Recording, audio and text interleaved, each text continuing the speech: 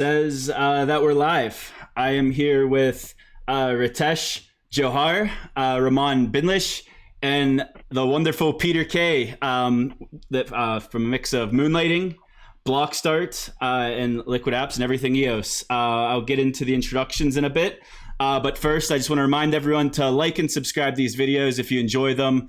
And nothing we say or do or talk about should be taken as financial, legal, or tax advice. Don't listen to random strangers on the internet. You'll likely get wrecked. And as a reminder, Cypherglass is our channel sponsor. You can support Cypherglass by voting for them on your favorite wallet or block explorer, or voting for the Everything EOS proxy by proxying your votes to eeproxy.info. So welcome, guys, to the show. Wow, I just blanked there. We have a little bit of an agenda. This is the biggest application to deploy to the EOS mainnet. It is an application called Moonlighting. It is a freelancing job platform. It was invested in by EOS VC several months ago. It has a lot of notoriety because whenever the news first broke, the big thing that stood out to me was the 700,000 users that were advertised. And now that number is up to 750,000. So congratulations to everybody. And why don't we just kick this off by Ritesh? Why don't you introduce what Moonlighting is, and then we'll get into the weeds here about why this is a big deal for EOS in the main net. Oh, definitely. First of all, thank you for having me here. So Moonlighting, as you said, is a freelance marketplace. It's a freelance platform, job platform. One of the most important aspects which people are aware of right now is the marketplace and the toolkit of Moonlighting. So we, back in 2014, when we started looking at this concept, we wanted to create a platform which is open, where there is no middleman and people can talk to each other and they can easily connect and make money, like get opportunities, get paid, get discovered, get paid, faster. With not too much of friction in between. So we started this 2014. We are in business for about 5 years now. And in 2017, we started looking at blockchain technology. And there is a reason, there's a history to why we did that. And we can discuss that on this in this session too. So Moonlighting right now is we are in all the cities, all the states in United States right now, most of them I should say, and 750,000 users on the platform, out of which around 250,000 users are monthly active, and there are 50 to 60,000 users who are daily active. So there's a lot of activity which goes onto this platform. There is 70 to 80% of our user base is the service providers and the freelancers. And we have about 20%, and there is actually a percentage of freelancers also which act as demand, which actually hire others. So we have both sides covered on Moonlighting, and it's been a great experience building it. It's been a great experience supporting it, and I think it is going to be a wonderful blockchain marketplace and ecosystem which we are going to build on with Moonlighting, and it will help the community overall. So I personally became aware of Moonlighting around the time I think you guys closed your EOS VC round. I remember you guys did an email blast trying to find EOS development partners. And I remember Pete actually got the same email that Raman probably eventually got. And we were all talking to Moonlighting. I know like several block producers were in the mix on this, and independent EOSIO development teams. And I remember Pete forwarded me your pitch deck, and it sounded so amazing. And I wanted to tell everyone, but it wasn't public yet. We ended up having a call with Ritesh as Dappiness. Pete, why don't you tell the story? You'll probably tell it better than I will. Oh, sure. Well, I actually ran into Moonlighting earlier because I wrote that report back at ICO Alert on their STO. But so I was excited to hear that you guys were continuing to build out. And we were at Dappiness, Zack and I, and a colleague of ours, Evan. We got the call saying, hey, we're looking for developers over at Moonlighting. And so we started putting together a proposal for you guys. And we mentioned on our first call that maybe you should use Liquid App services. And we ended up talking to Benny and Tal about you guys using VRAM, and lo and behold, you did. So we were really excited to be involved early on there. We didn't end up sending you a proposal or anything at all because Zack and I both kind of got poached for liquid apps after that. We started consulting with Benny and Tal, and they said, we need to scoop these guys up before they get involved in anything too long-term anywhere else. So we ended up working there, but been following the project ever since. It's one of the most promising things in my book to hit the blockchain space, and that's the story. That's the story. So I think that could lead into Raman and how he got involved in this with Blockstart. What is Blockstart, and how you got involved with Moonlighting? Sure. No, I think so. I think a lot of people already know me in the EOS community. So we have been working on EOS for a very long time. So Blockstart came into existence last year when we started helping, reaching out to developer communities. We started our accelerator in Silicon Valley for decentralized applications. And I think from the community, as you mentioned earlier, so Moonlighting was because coming from EOS VCs and being very active themselves, I see Moonlighting very active in EOS community themselves. They reached out and I talked to Ritesh. So I think rest is history, because as Blockstart objective has always been working with enterprises for real world use cases, how we can bring these applications which make a difference to the market. That's what we have been working on within the Blockstart Accelerator. And we hit it off together. I think our objectives were common. Moonlighting has a really great story on how blockchain can really enable an average person. And I think that's how we got involved. So right now, I think we have been working with them since the start, I think last 4 months. I would say that it's one of the most wonderful team, because I'll tell you a story that we have 3 other projects in our accelerator which started much before Moonlighting, and they are nowhere close to launching. And the joy we had working with Ritesh and his team is that this is they have a great vision, very well defined in the blockchain world. They understand it, where to apply. It's not just for the sake of blockchain. We don't have to go and recreate the vision when they have such an amazing idea. And it's all about identifying the right technologies, helping connect to the right community members, and getting the right product in place. And that's how I think we have been able to make progress together, and very, very proud to have this launch and get people using Moonlighting. It feels so good that now that people can really create their profiles, and we see those transactions rolling in on blockchain. And that's, we believe, is going to change the future of freelancing. Yeah, I'll just be back on that a little bit. Again, it was wonderful experience. I won't say it was. It is a wonderful experience working with Raman and his team too. This is, I think, the whole equation became so conducive, and just all the puzzle pieces start fitting together so well. We were worried when we started on this journey that, are we going to find the right partners? Are we going to, get the right support from the community? Are we going to even find the right tools to scale this to the point we want to scale it to? Because we were burnt with Ethereum before. So all this, I think, came not only Raman's team, the whole US community.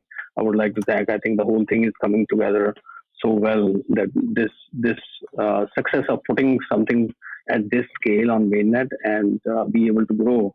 I think that the teamwork is the whole community, US community, not only one Moonlighting or Blockstart. I don't think is my mic on. Yeah, okay.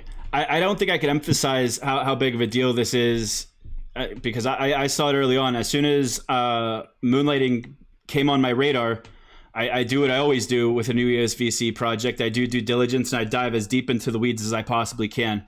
And what I found was, even years prior to EOS VC having interest in your team, you actually had early investors from 3 of the largest digital media companies in the United States. I did some research on them. I'm probably going to mess up these names, but Jeanette, McClatchy, and something called Trunk. And between all of those companies, they own media properties such as CareerBuilder.com, USA Today, the Chicago Tribune, New York Daily News, the Baltimore Sun, or Orlando Sentinel. So a huge chunk of the internet. My notes here on McClatchy say that, or not on McClatchy, on Jeanette, say that they account for 29%. All of their media properties and digital assets account for 29% of all internet traffic. And these are all, I guess, early investors or early partners into Moonlighting. And yep, That is true. So Gannett, so it's not Gannett, it's Gannett, and sorry. that's like I've heard it every like which way. But Gannett, McClatchy, and Tronc, they are the three largest news media houses in the United States. And I think collectively, I don't want to say a number, but you said 29% of digital property is owned by Gannett. I think collectively, if you go with all three, the number is much bigger. Wow. And the audience is in millions. So they own almost every news media newspaper you see, site you see. And when you see that, like Moonlighting has direct syndication opportunities with each of them because of these strategic partnerships. So they looked at Moonlighting back in 2014-15 time frame, and that is from that time McClatchy started as led our first round of investment, and Gannett and Tronc followed. So we have been very blessed to have them as our strategic partners. So when and why did Moonlighting decide to add a blockchain component to its business? Yes, I was waiting for that question. So that is, so there is this like every technology when it comes, right? So there are two ways to approach it, how I see it. One is look at technology and see, start with this and I see it. Whereas we actually took a different approach. We had a problem which we wanted to solve, and we were looking for a technology which could solve that problem easily, or which was the best way. So problem we created an open marketplace. So when we say open marketplace, now Ritesh comes into marketplace and start posting a service, whereas Peter comes in and let's say looking for somebody to hire, and they connect.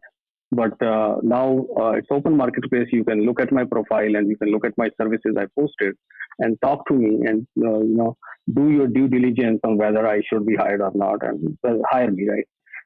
But then we started seeing the need of these profiles to be more validatable, more verifiable, and more trusted. So the pieces which were missing or which are missing in I think any freelance marketplace right now is three things we see that is the trust, and there is too much of middleman cost. People take a big cut of your paycheck. And third is the portability. If I have to create my profile on one marketplace, I have to go and do the same thing on another marketplace later, right? If I switch. So we were looking at these three problems and started talking about something which should be decentralized. It should be collaborative and not competitive. Getting out of platforms like LinkedIn or platforms like Upwork.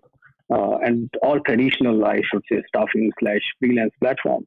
We see them as walled gardens, like they keep their community within these walled gardens. They want to control who sees them. They want to control who goes and work for whom. And they want to know each activity.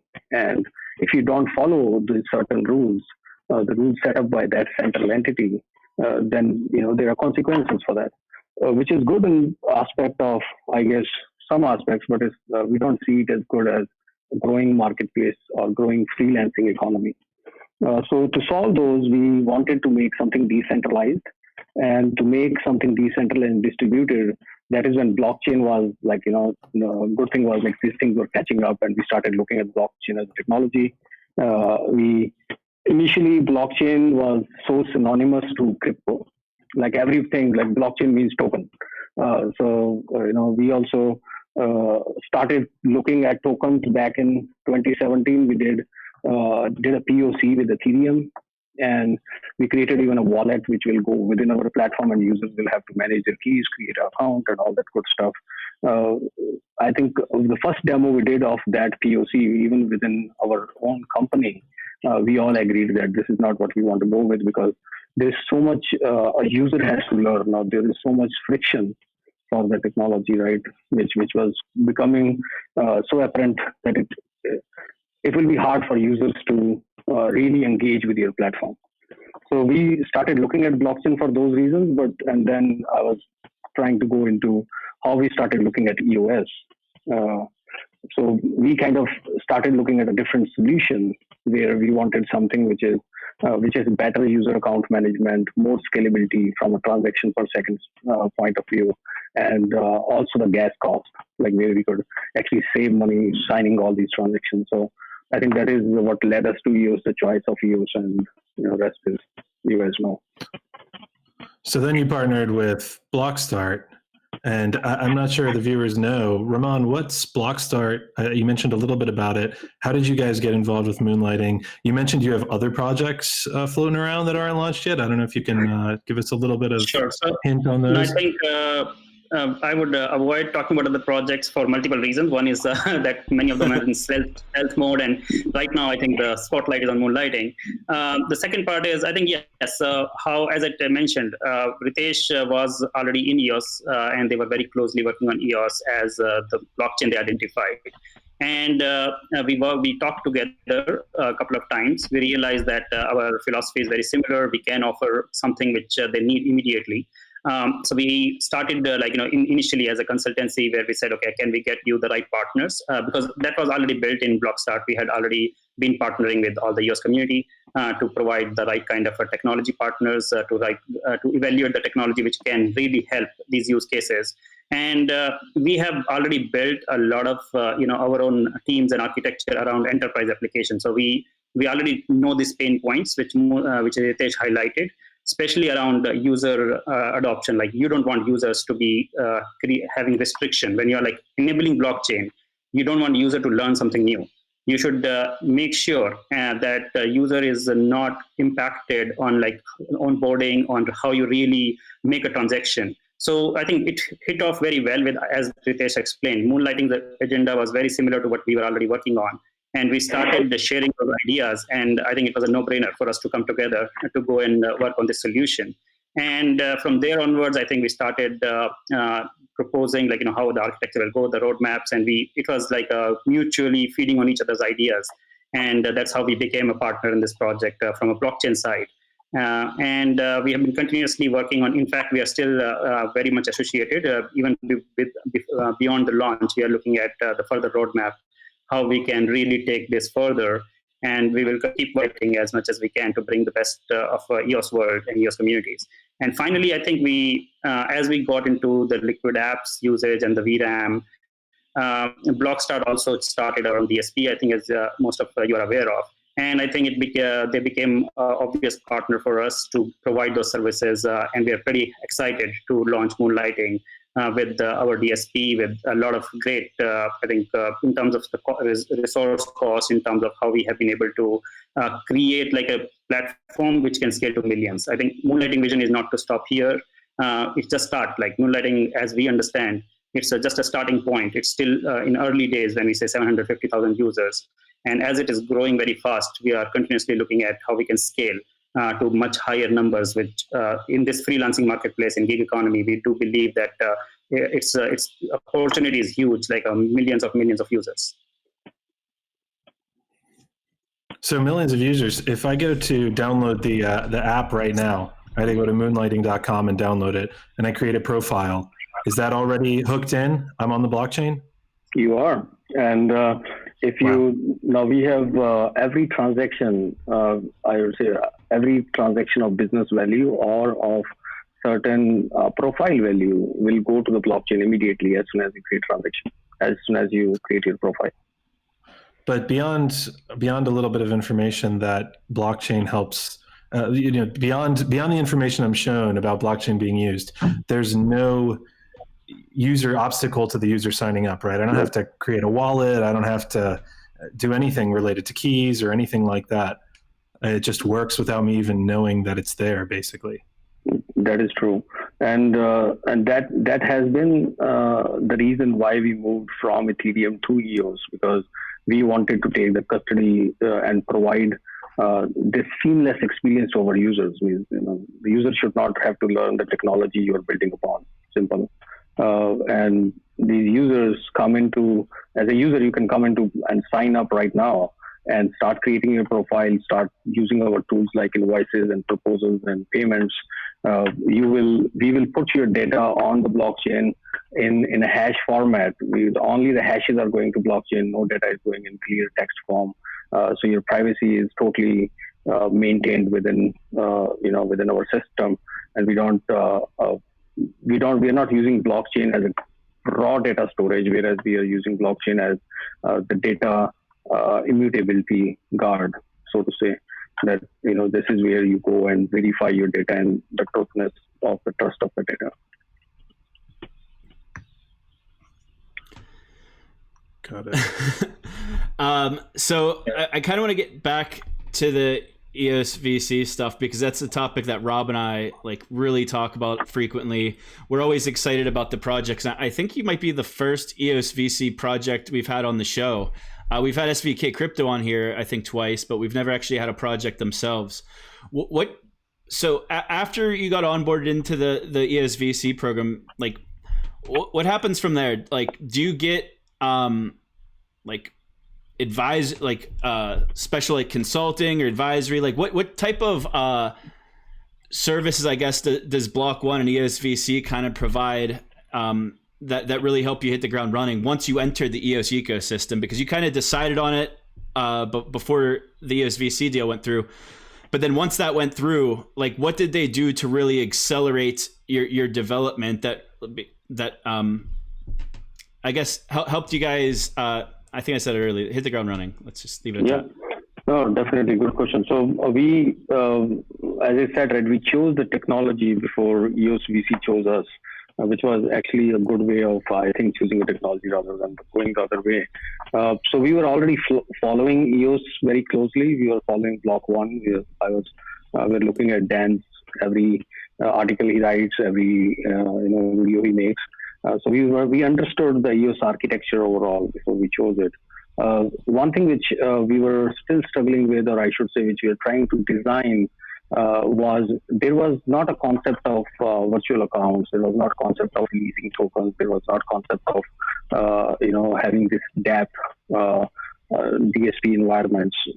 All these were missing, and we were worried about the user adoption, not only from the easiness of the user account management, but also from the scalability. How are you going to scale at the cost it is right now, right? If you have to spend millions of dollars just because I want to put this footprint or this these hashes on the blockchain, how is it going to scale? So we started talking. We are in Richmond, Virginia, headquartered there, which is about 3 hours from Blacksburg, Virginia, where Block.One is. So that was a blessing that we were able to drive up there. They have been a great partner, and they welcomed us coming there with questions and helping us with whatever high level architecture or high level. At least we threw what we thought at them and saying this is what we are thinking to do, and we could hear their opinion back, which was, I think, that was one of the greatest outcome of that EOS VC relationship which came. Is we got direct access to Greg and Bart and Dan within Block.One in Blacksburg. So it has been great help having them. I think that has, my fear was when we started building it that we are going to first build it and then, the architecture is not going to be totally correct and then we have to redo it, which might be still the case, but it doesn't look like that. So Block.One, they helped us a lot in making sure that we are starting on the right foot. And that gave us a lot of confidence in building this tool the right way. So can you give us an example of a challenge that you faced and maybe the tool or architecture decision that they recommended that you implemented or that you plan to implement? So one thing which I think Block.One team is very good at, they are very good at giving you high-level advice and not suggesting you exactly what to do. So they definitely gave us ideas of how to scale and how to keep our costs down and how to manage our user accounts seamlessly. They definitely provided their inputs there, but they stayed away from suggesting go ahead and use this particular tool or that particular company or a particular platform. So I think from the inputs which came from them and then discussing them with Blockstart and Raman and his relationship in the EOS community with Liquid Apps and ORID and DApp stuff, so it actually became obvious for the solution. And I think we all these things evolved together as a solution, helping each other. So I would say Block.One puts in the right direction, and then we figured out our own way. So you have some interesting approaches to scalable dApps, and I think that's where one of Ramon's solutions comes in is we talked before the call, and we were talking about resource management and your approach to utilizing Rex and a new service that Ramon and his team has developed. You want to kind of get into resource management and how you approached it, Ramon? Sure. So I think this, as we started discussing this architecture, as Ritesh said, our goal was always looking at not today of this 750,000 users, but how do we plan for millions of users down the line? And I think it is already EOS ecosystem is pretty mature with Rex coming in, where even though the cost was free, like each transaction is free, which is a huge help already moving from Ethereum to EOS. But then again, you need to stake a huge amount of EOS. And that's, I think, one thing which Rex solved the issue. And now you can pay as you go. You can really spend monthly a very, very small amount of Rex fee. For example, even today, you can pay only 1 EOS per month to get around 4,600 EOS stake to your app. Then I think when we moved into the other aspect, which is the other resource on blockchain, that is the RAM, that is still a huge cost. And if you look at number of transactions Moonlighting does, as Ritesh already talked about, per day, how many people are coming in there, even if they are making a smallest change to their profiles, everything has to be updated. The hash has to be changed on the blockchain. All that goes into the RAM, and that was completely unaffordable for a DApp coming in, and that's where VRAM solved the issue.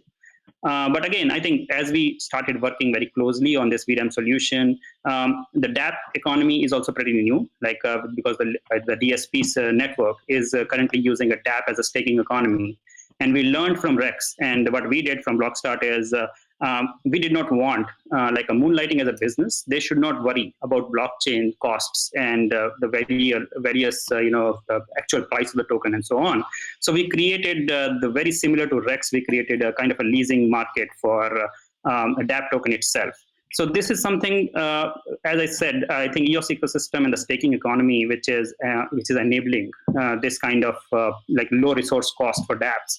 Now I think we are ready to go to any level. We can linearly scale the cost rather than trying to go for a very high stake token or a variable price token, which a business is perhaps not ready to go and buy. And I think this is, again, very, very similar to what I think we have been learning from Block.One. That's how they have established this Rex process in EOSIO. So we had the guidance, we had the ideas that this is something which we can replicate in the layer 2 solutions in what we did with VRAM. And now I think what I can say is if we analyze today on Moonlighting, we are doing tens of thousands of transactions. The cost of those transactions, I think, is maybe 1,000 or 10,000 scale from any Ethereum or any other network out there. You cannot even imagine doing that many transactions in any other blockchain today with all the tools we have been able to deploy. So how do you guys manage? It's free to create an account, obviously, or it's free to do this, to participate in this aspect of Moonlighting, right? There's not a subscription fee or anything to be a member of Moonlighting.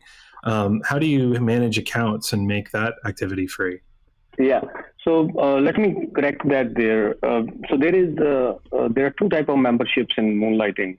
I should say three. So there is a service, when a service provider joins Moonlighting, you can definitely create an account for free. But if you are going to use our tools and our system for posting services and getting leads more than a certain activity within a month or a day, then you will have to buy a membership called Pro membership, which is only $10 a month. So goal has been from the beginning to create this system which is very affordable for people. $10 a month, basically 2 cups of coffee. So you have this platform which is available to you for $10, unlimited, to not only post your services and interact with an unlimited number of people and get leads. You also have access to the toolkit, which I think is one of the most important value proposition we have. We provide you this toolkit to run your business. For running your business, you need a business page, right? Which you can advertise, which you can put on social media and all that. Not everybody can afford to create a website. So you can easily have a business page on our platform. You can use proposals. Now you don't have to manage your system, manage your business in multiple systems, and you go and create a proposal elsewhere and get a legal team involved. So this is a soft contract which you create within Moonlighting, sending a very quick 5 minutes. Within 5 minutes, you can create a proposal and send it out, and that is like a soft contract between two people. You can convert those proposals if it's accepted, or even let's say if you want to just create an invoice, you can use our invoicing tool. And similarly, you can use our payments tool to send and receive payments. So all these tools are available to pro members for $10 a month. That is the cost involved there. On the other side, on the demand side, where as a consumer you want to hire a tutor for your, a math tutor for your son, or you want to hire a graphic designer for a logo design, which is you're not a small business, but you're a consumer, it is free. But when you go into the enterprise and you want to hire multiple people and you want dashboards to manage those people and candidates and all that, then you need to buy a Blast product, which is again paid. So there are paid parts to the system, and we are actually moving into more of to ensure the quality of the content which is coming into the system. We are moving more towards the paid system rather than the free one. Mm-hmm. You mentioned like this profile kind of being able to kind of be passed around through different like display platforms. How's all of this tie into all of those media partners we talked about earlier? Like, where does the Moonlighting product fit in with all of these digital properties with these partners? Yeah, definitely. That's as I said, like these three companies, they hold most of the news media sites in the United States. And I most probably will not say the correct number, but it is 150 plus news media sites which we are already integrated with in a way that our service providers cards show up on Miami Herald and USA Today and Baltimore and all these newspapers, Chicago Tribune and LA Times. So those newspapers have these ad placements where we show over 300 by 250 and 300 by 100 cards for service provider. They are dynamic content. They are not like only saying Moonlighting ad, join Moonlighting, but it's actually the content of the service provider, which is rotated using ad platform we have built at Moonlighting in-house. So we syndicate that content out there. Now with these partners, we are moving on to even a bigger effort of service provider feed syndication, whereas it's not only one card which is going to be syndicated, the whole feed of that area will be syndicated onto the news media website.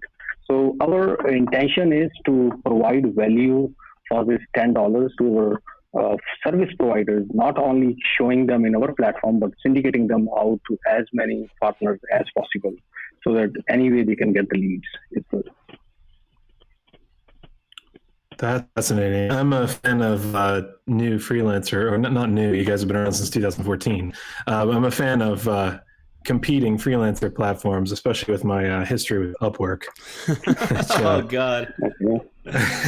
Pete has a history of getting banned from every single centralized platform, whether it be Twitter, GitHub, or was this Upwork or PayPal. Is this Fiverr? I'm permabanned from PayPal. I'm permabanned from PayPal too. But wow.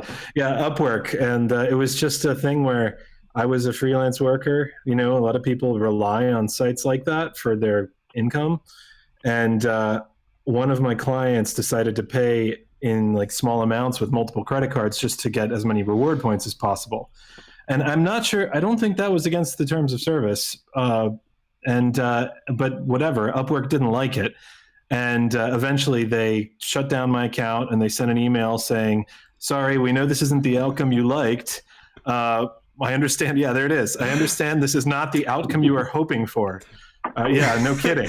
Pete's so upset about this that he sent me this graphic ahead of time and was like, I have to complain about this. This is the kicker. Please know we are unlikely to respond to further correspondence regarding this matter. There wasn't an appeal or anything, and my profile was just zapped. It's not there anymore. And you lost your entire work history. I've been banned from Twitter. Don't tell Twitter that because I have another profile, and that's against their terms of service. If you're banned, you're not supposed to create a new one. But you can at least go and see my suspended account and prove that I was there. On Upwork, it's gone. And thankfully, I wasn't in a position where I was too reliant on Upwork. But that could be crippling to a lot of people who rely on the gig economy work. They end up, I didn't even do anything. They end up with a client maybe that does something that Upwork doesn't like or the platform doesn't like. What would happen on Moonlighting if something like that happened? Is there better governance or appeal process, or at least there's the assurance that my profile's on the blockchain, right? Or that I can prove my work history, rather.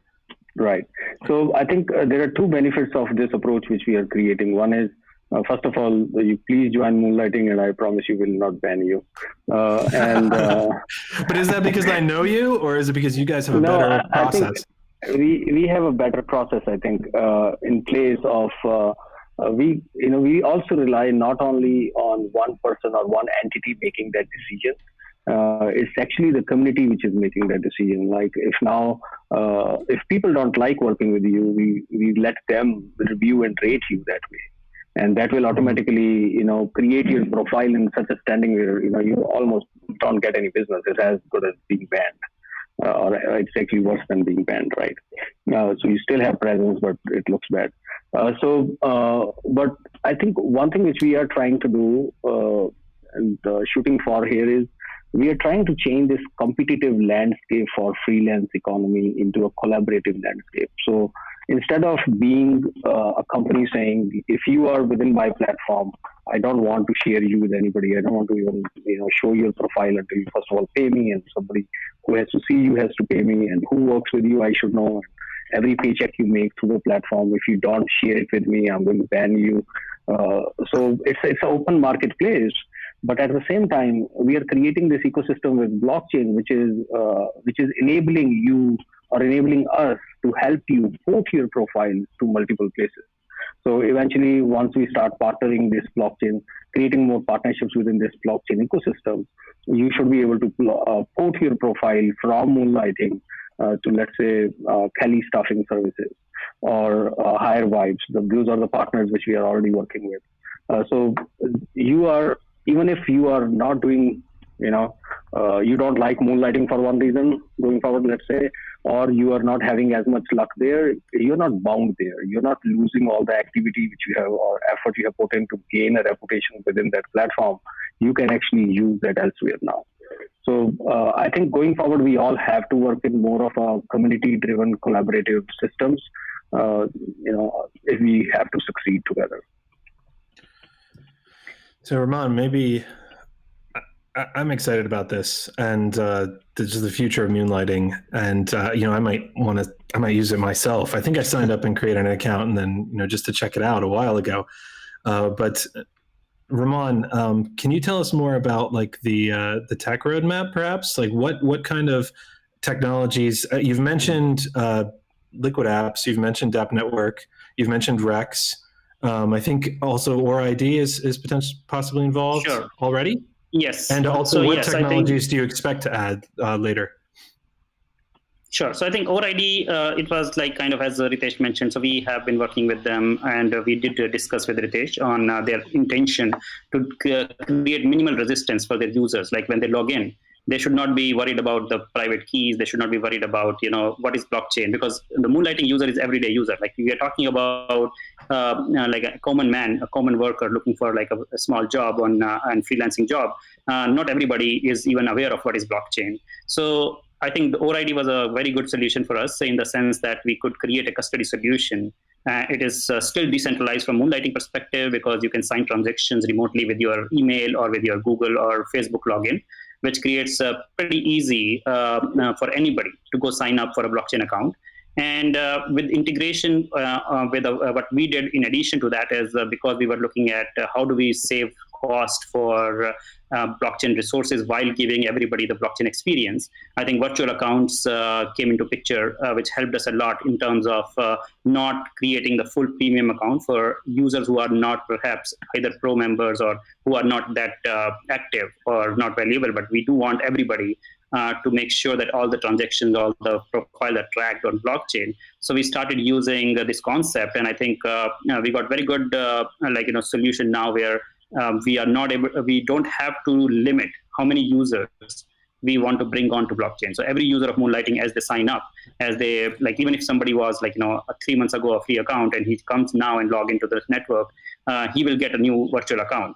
And that really creates completeness to the solution where we can bring each and every person, not leaving anybody behind. In the future, when we start using this next level roadmap features, which I think we are still discussing, and I have some great inputs from Ritesh, where I think they have an amazing vision. Like if you see Moonlighting vision of portability of profiles, giving a user that kind of control over how they take their career outside the platform also if needed, partnering with staffing companies who can really get you that kind of validity of your history, job history, your actual ratings on the platform. I think we are very excited. I mean, there is no limit to how we can evolve this platform.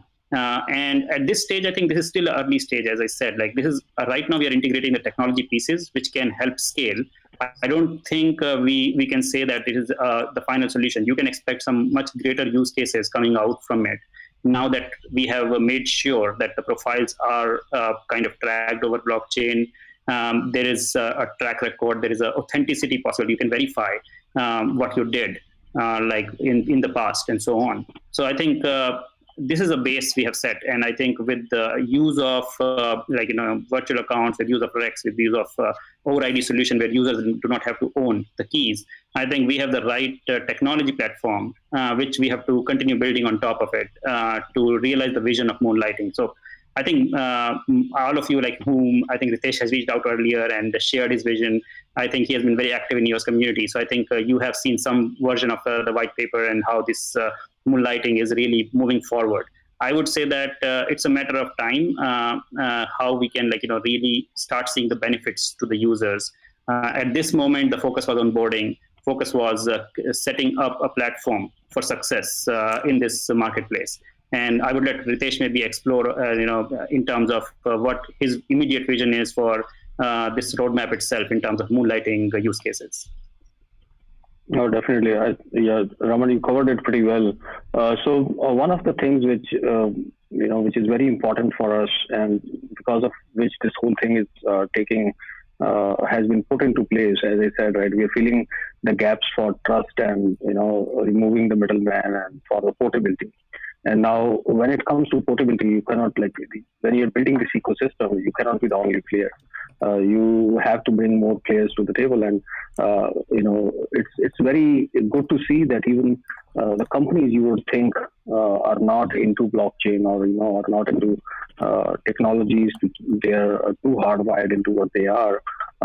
Everybody is looking at this technology very positively, and they are ready to collaborate. So we are going to create and more partnerships where not only to port the data out, but first to create the validity, to bring the validity to the profiles, bring more attributes to the profiles.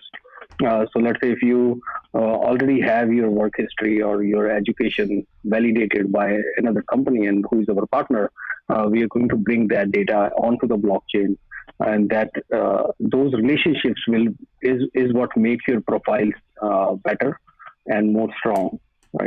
So now that is, once the profile is stronger, now it makes sense to bring more portability to it. Now, portability, you don't want to port your profile to 13 other websites if it's not good enough.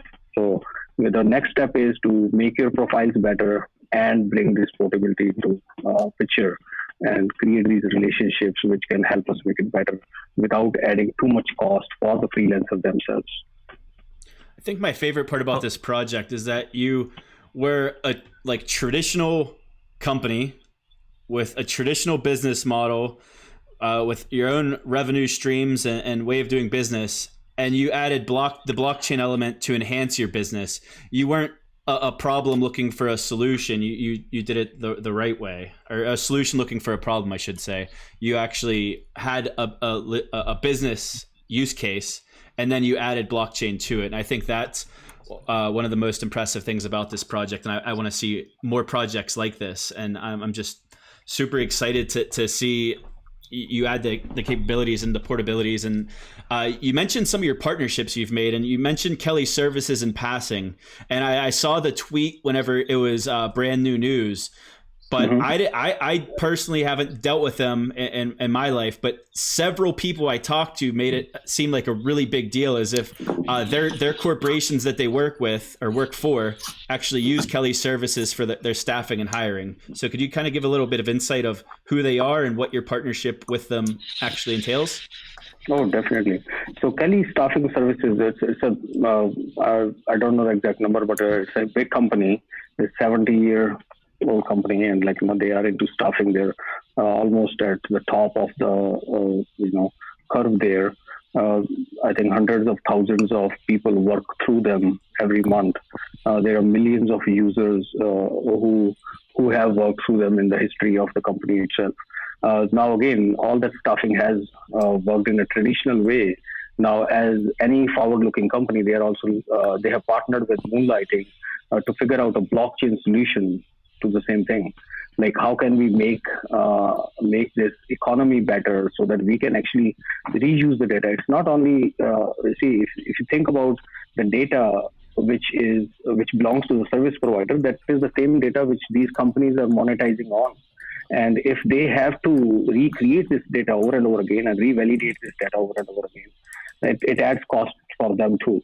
So how can we do that? How can we help them put this data on a system which can be reused when it needs to be? And they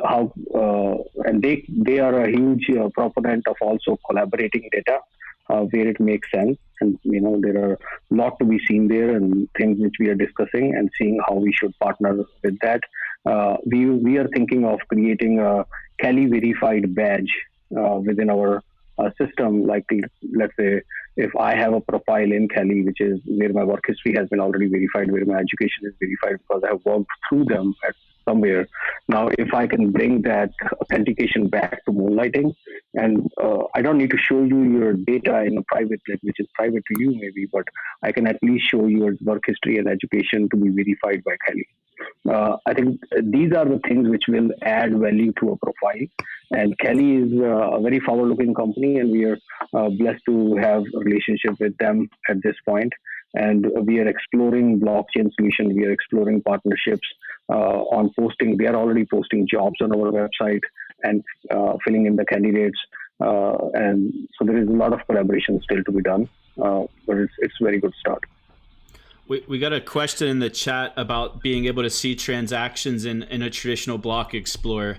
And I think before we recorded, I talked to Raman about this. So a lot of people like to look at vanity stats, like from DApp Radar or DApp.com, and they see like total accounts, or they want to see every transaction because they're used to using typical EOS mainnet accounts. But you guys kind of want to explain. I know one of you mentioned how the hashes are going to the mainnet of the profiles, sure. But who wants to explain the technology and what needs to happen for it?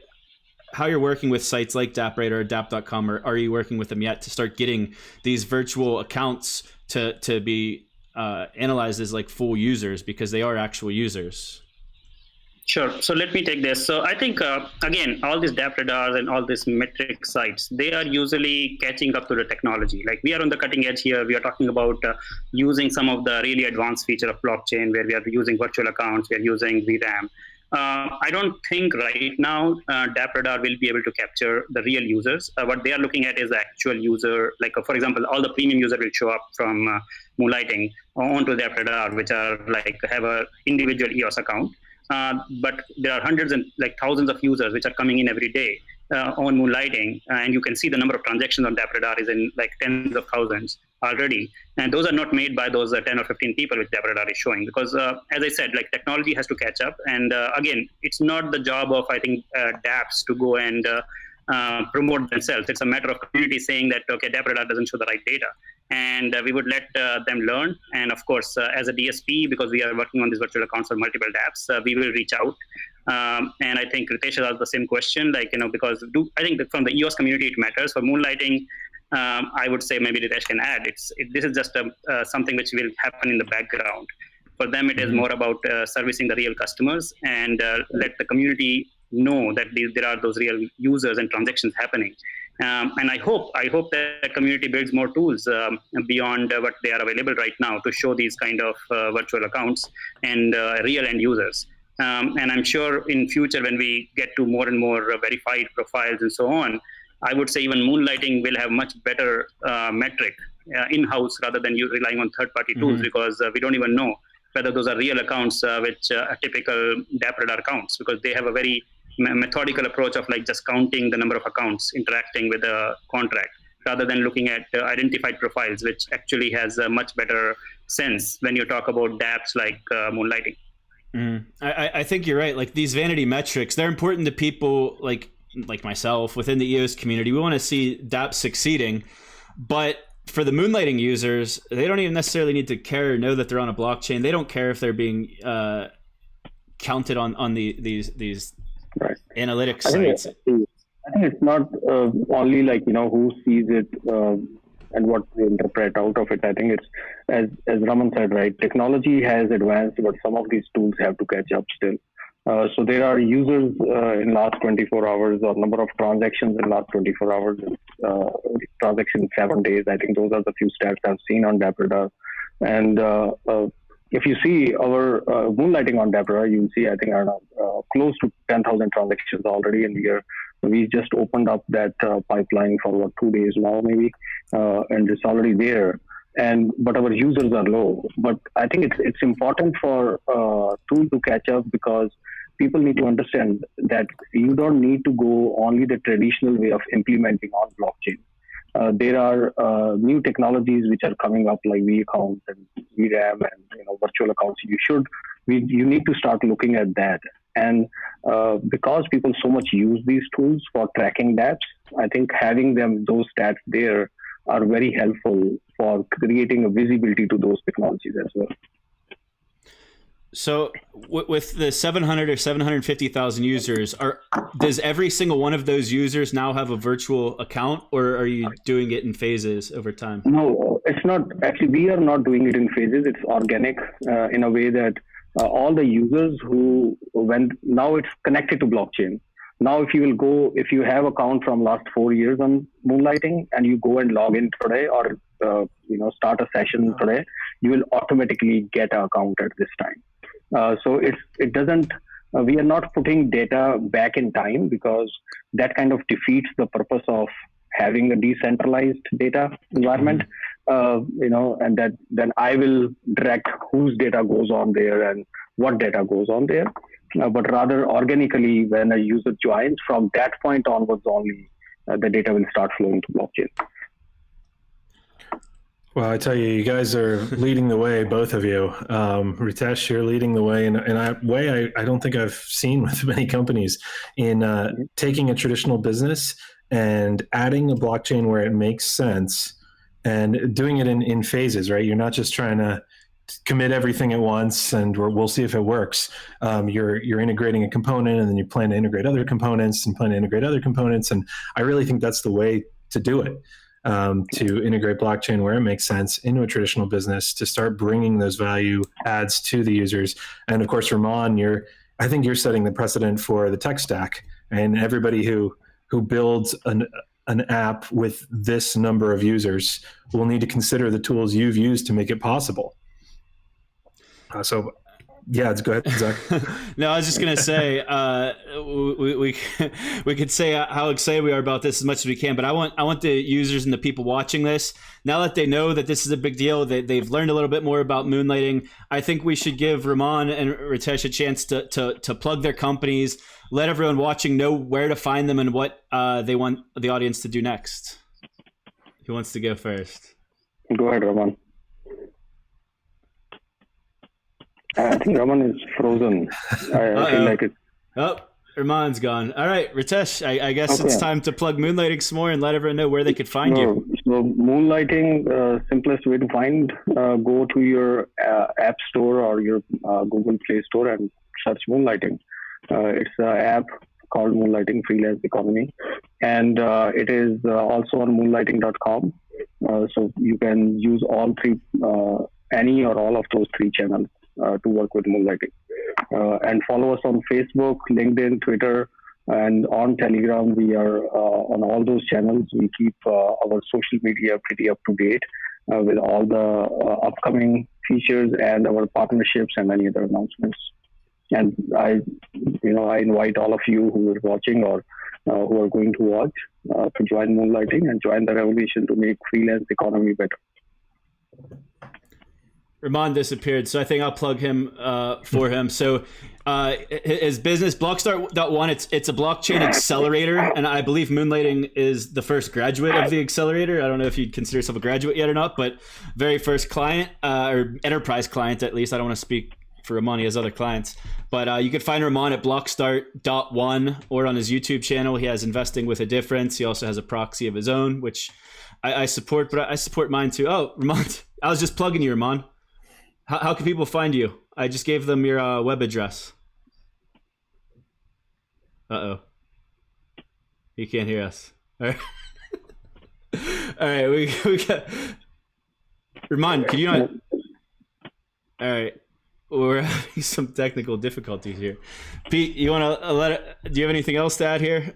This is a little goofy. I don't know what to do. Yeah, right. It was right at the end. We're about to wrap it up. Hey, maybe Ramon's back. He is back. Hey, Raman. He's not saying anything. I think it's I think he can't hear. I think he can't hear us yet. All right. Well, I think we just need to take this home.